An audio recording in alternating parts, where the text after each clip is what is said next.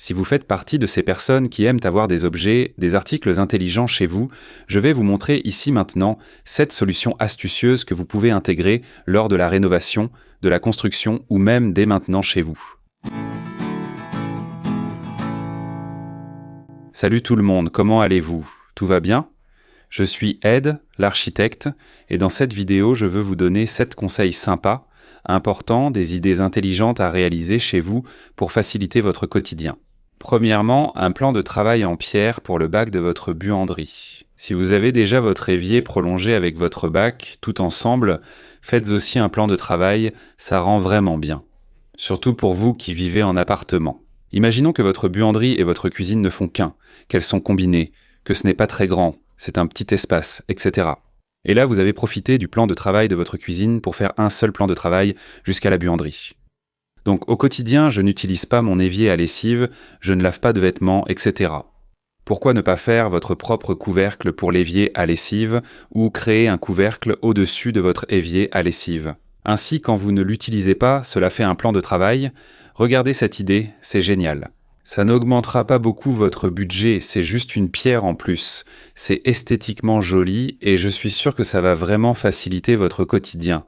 Surtout pour vous qui avez une cuisine ouverte sur la buanderie et un petit espace. Niche éclairée dans le mur du couloir. Si vous avez un couloir dans votre appartement ou votre maison et qu'il a l'air un peu, disons, sans charme, créez un niche éclairé dans le couloir pour voir le luxe que cela apporte à cet espace.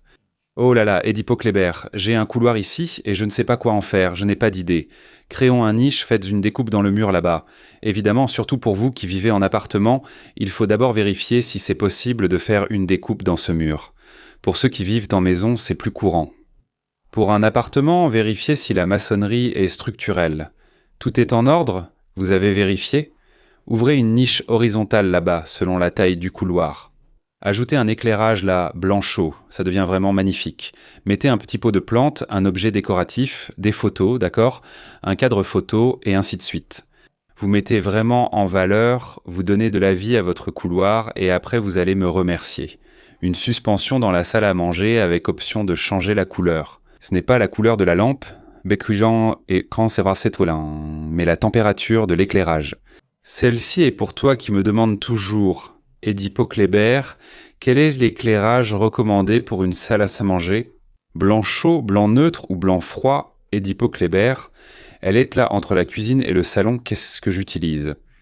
Voici ma suggestion pour qu'il n'y ait plus de problème, plus de discussion.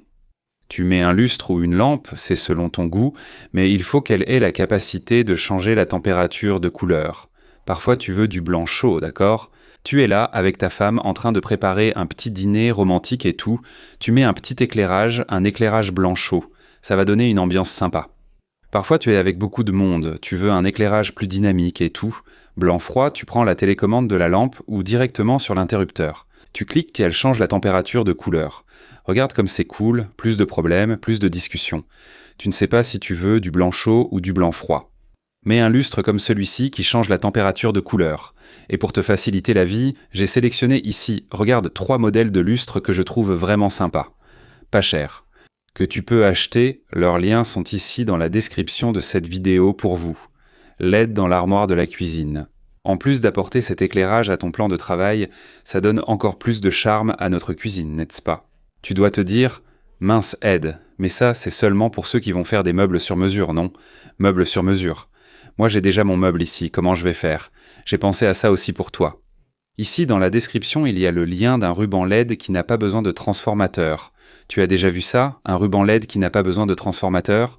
Tu prends la prise et tu la branches directement dans la prise murale? Eh bien tu vas devoir faire une petite adaptation quelque part, dans ton meuble. Tu as ton meuble, tu as l'armoire là, tu vas devoir faire un petit trou pour faire passer le ruban. Colle là, ce ruban est souvent adhésif double face. Trouve une prise cachée dans l'armoire. Branche ta petite prise là-bas. Tu as un éclairage installé sur le plan de travail de ta cuisine. Évidemment, tu vas déjà faire le meuble sur mesure. Pense à ça. Laisse cet éclairage dans ta cuisine. Blanc froid d'ailleurs, ou blanc neutre, ce sont toujours mes recommandations. Et ça rend vraiment bien.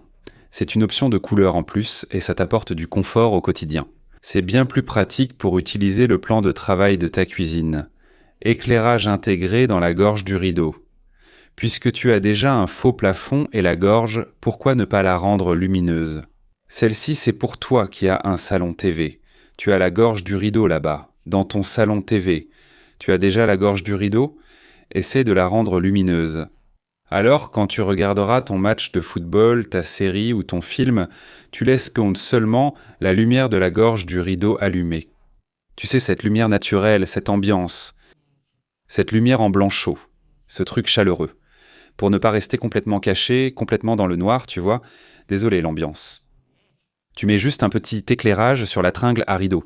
Tu as déjà la tringle intégrée dans ton plafond, d'accord? Tu es d'accord avec moi? Pourquoi ne pas la rendre lumineuse? C'est une option d'éclairage en plus. Et c'est une option de plus qui va rendre ton salon TV plus agréable. Un meuble pour cacher le chauffe-eau. Toi qui as une buanderie, surtout si tu vis en appartement, et que tu as ce chauffe-eau, on va faire un meuble pour le cacher. De la même façon que je vous ai parlé ici du plan du bac en pierre, d'accord? Tu as là ton plan de travail du bac, non, de ta buanderie. Tu as fait le plan en pierre pour profiter du plan de travail. On va aussi faire un meuble pour cacher ton chauffe-eau. On ne va pas le laisser là, bien visible et tout ça. Fais un meuble simple. Si tu as déjà au-dessus, non, un meuble là, un petit placard au-dessus de ton plan de travail. Pourquoi ne pas faire un petit meuble sur le côté pour cacher ce chauffe-eau? D'accord? La seule recommandation, c'est que généralement, dans ce meuble que tu vas faire, que ce soit une porte ou autre, peu importe la forme que tu vas choisir, il doit avoir quelques petites grilles, tu vois. Il faut qu'il y ait quelques espaces pour la circulation de l'air. D'accord? C'est très courant de laisser ça. Évidemment, le chauffe-eau a déjà son conduit qui va évacuer vers l'extérieur, enfin sa fumée. Je ne sais plus comment on appelle exactement le gaz qui sort dehors, mais bon. Le meuble là, c'est une idée intéressante à garder.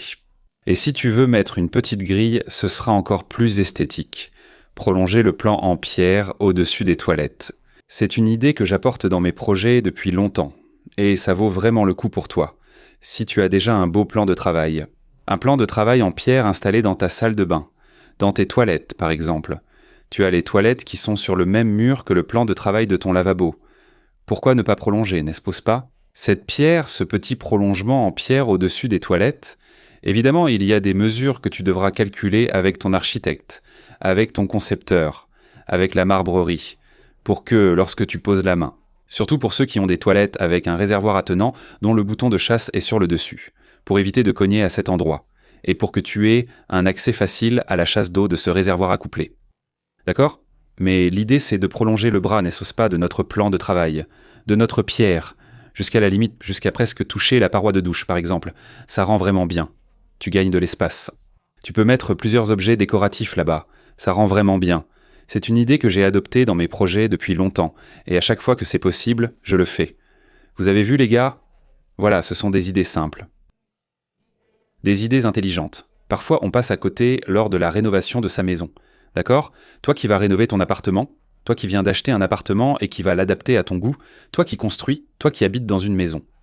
Des idées simples et intelligentes qui peuvent t'aider au quotidien. Et je rappelle que les deux éléments que j'ai mentionnés ici pour toi, autant le lustre, la suspension dans la salle à manger qui change la température de couleur, que le ruban LED qui n'a pas besoin de transformateur. Les liens sont juste en dessous dans la description de cette vidéo. Et j'aimerais avoir ton avis. Est-ce que ces idées que je vous ai apportées ici sont bonnes? Dis-le moi dans les commentaires. À bientôt.